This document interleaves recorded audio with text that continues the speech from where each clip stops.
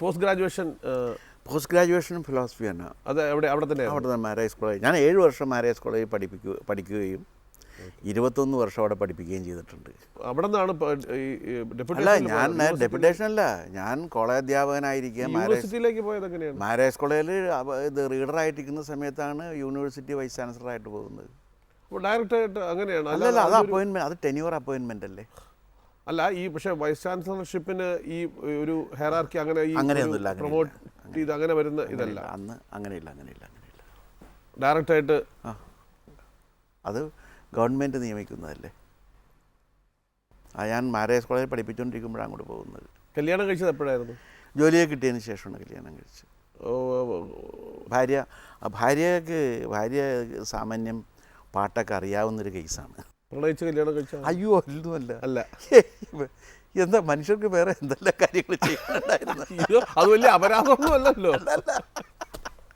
ഇതങ്ങനെയൊന്നുമല്ല. എൻ്റെ സ്നേഹിതൻ പ്രൊഫസർ തുറവൂർ വിശ്വംഭരൻ, അദ്ദേഹം ഈ ചാനലിൽ മഹാഭാരത ദർശനം അവതരിപ്പിച്ചുകൊണ്ടിരിക്കുകയാണ്. അപ്പോൾ ഞങ്ങൾ മാരേജ് കോളേജിൽ സഹപ്രവർത്തകരാണ്. അപ്പോൾ അദ്ദേഹം ഞാനും കൂടി വൈകുന്നേരം ഞങ്ങൾ കോളേജിൽ നിന്ന് ഇറങ്ങിയിട്ട് ഇങ്ങനെ നടക്കും, പല കാര്യങ്ങളും സംസാരിച്ചുകൊണ്ട്. ചിലപ്പോൾ ഞങ്ങൾ കോളേജിൽ നിന്ന് ഇറങ്ങി നടന്നിട്ട് ചോറ്റാനിക്കര പോകും. എന്നിട്ട് ചോറ്റാനിക്കരയിൽ നിന്ന് രാത്രി തിരിച്ച് നടക്കും. ചോറ്റാനിക്കര വരെ നടന്നിട്ട് തിരിച്ച് നടക്കും. മഹാരാജസിൻ്റെ അവിടെ നിന്ന് 10-14 കിലോമീറ്റർ. അതെ, പ്രാന്തല്ലേ, പിന്നെ എന്ത് ചെയ്യാൻ പറ്റും.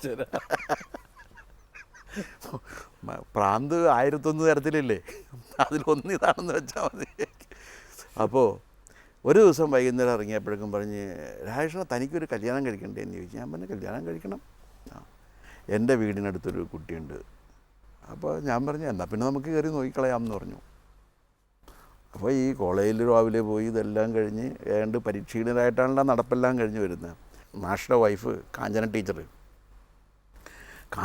പറഞ്ഞ്, നിങ്ങൾ അങ്ങനെ അങ്ങോട്ട് ഒരു സ്ഥലത്തേക്ക് ഒരു പെൺകുട്ടിയെ കാണാൻ വേണ്ടിയൊക്കെ ഓടി ചെല്ലുന്നതിനൊക്കെ ഒരു മര്യാദയില്ല എന്നൊക്കെ ചോദിച്ചു.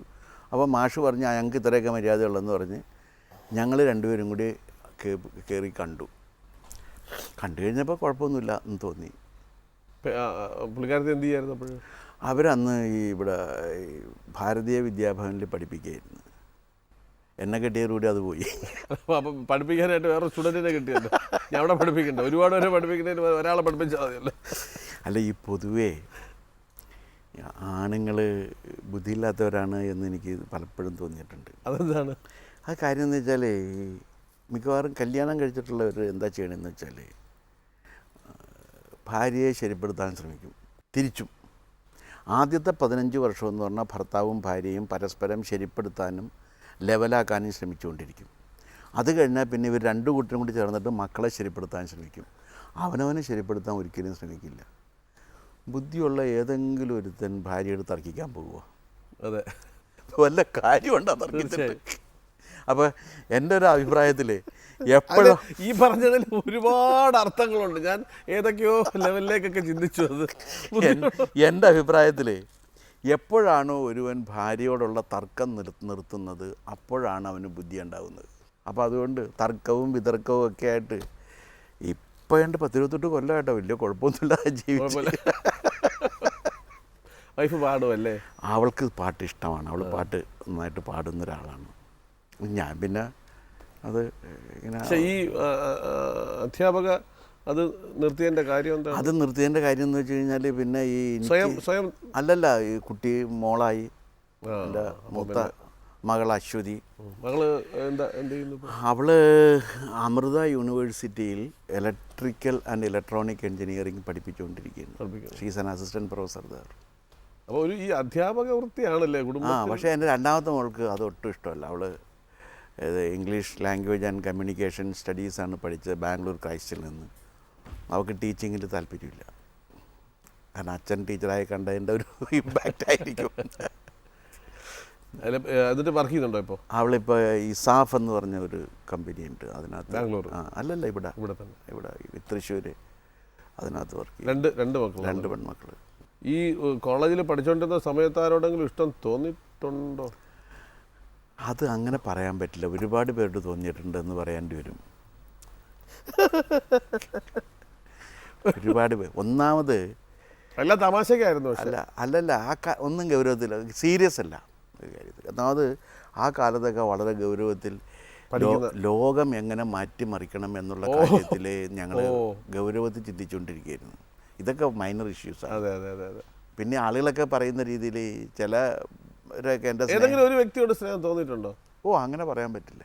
ഒരുപാട് പേരോടൊന്നും സംഗീതം ഇഷ്ടപ്പെടുന്ന ഒരാളാണെങ്കിലും. സംഗീതം ഇഷ്ടപ്പെടുന്നു എന്ന് പറഞ്ഞാൽ സംഗീതം ഇഷ്ടപ്പെടുന്നവരൊക്കെ പ്രേമിക്കണം എന്നില്ല. എന്നാലും ഒരു ഒരു കവിത മനസ്സിൽ ഒരു കവി അല്ലെങ്കിൽ അങ്ങനെ ഒരു അല്ല കവിത എനിക്ക് കവിത ഞാൻ വായിക്കുന്ന ഒരാളാണ്. എഴുത്ത് കവിത അല്ല എൻ്റെ എഴുത്ത്, ഞാൻ ഫിലോസഫി എഴുതുന്ന ഒരാളാണ്. അല്ലാതെ എന്തെങ്കിലും പുസ്തകങ്ങളോ അങ്ങനെ എന്തെങ്കിലും? പുസ്തകങ്ങൾ ഒരാൾ എഴുതിയിട്ടുള്ള ഒരാളല്ലേ.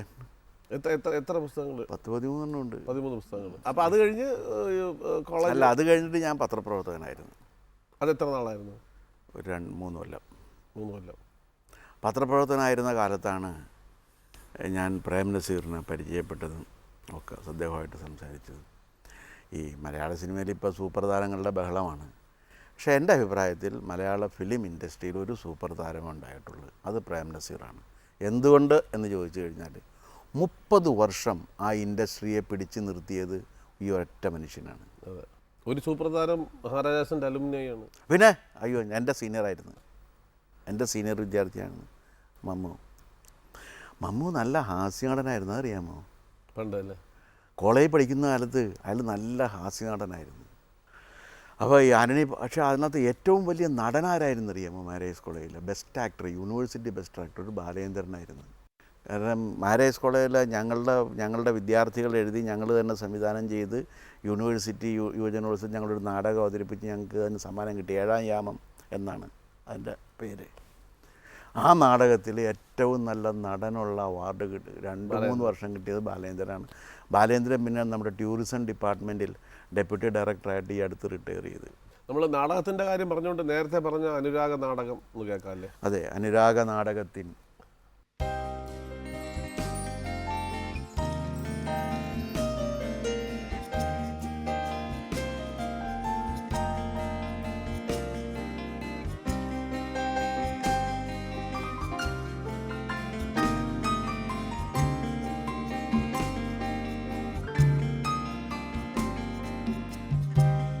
അനുരാഗ നാടകത്തിൻ അന്ത്യമാം രംഗം തീർന്നു.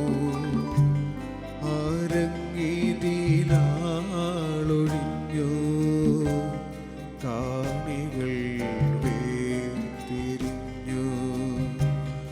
അനുരാഗ നാടകത്തിൻ അന്ത്യമാം രംഗം തീർന്നു. ആരങ്ങിതിലാളൊഴിഞ്ഞു കാണികൾ വേർപിരിഞ്ഞു.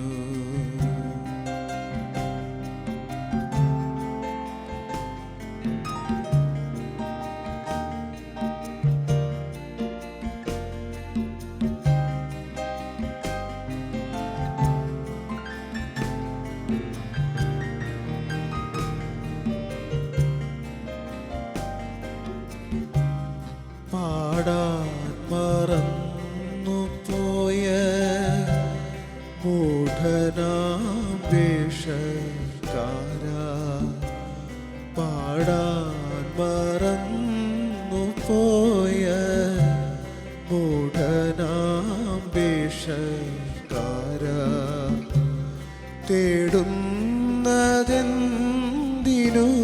നീ ഓടക്കുഴൽ മണ്ണടിഞ്ഞു.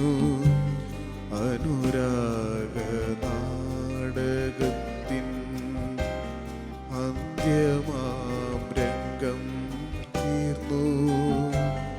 ആരങ്ങിതിലാളൊഴിഞ്ഞു കാണികൾ വേർപിരിഞ്ഞു. അനുരാഗ നാടകത്തിൻ അന്ത്യമാം രംഗം തീർന്നു.